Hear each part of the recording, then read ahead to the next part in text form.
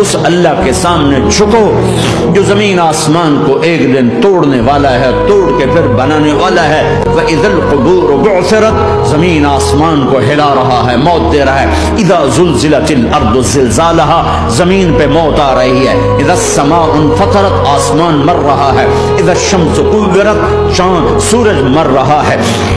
وَإِذَا الْجِبَالُ سُيِّرَتْ، یہ پہاڑوں کی موت ہے۔ عرش فرش لوح قلم کرسی ہر شے کو فنا کے گھاٹ اتارنے والا اور خود ہمیشہ باقی رہنے والا، دائم رہنے والا، قائم رہنے والا، اپنی ذات میں قائم، اپنی ذات میں دائم، موت سے پاک، تھکن سے پاک، نیند سے پاک، اونگ سے پاک، ظلم سے پاک، ذوق سے پاک، خزانوں کا مالک، عزت کا مالک، قوت کا مالک، شہنشاہی کا مالک، کبریائی کا مالک، ہیمنت کا مالک، جبروت کا مالک، جبروت کا مالک، خزانوں کا مالک، فرشتوں کا مالک، جبریل کا مالک، میکائیل کا مالک، اسرافیل کا مالک، اسرائیل کا مالک، طارق جمیل کا مالک، برمنگھم والوں کا مالک، آدم کی ساری نسل کا مالک، 2 پاؤں پہ چلنے والوں پر بادشاہ، 4 پاؤں پہ چلنے والوں کا مالک، پانی کی مخلوق، ہوا کی مخلوق، زمین کی مخلوق، رینگنے والے، اڑنے والے، تیرنے والے، جھپٹنے والے، دھاڑنے والے، پھاڑنے والے، ڈسنے والے، سب پر میرے اللہ کی شہنشاہی ہے۔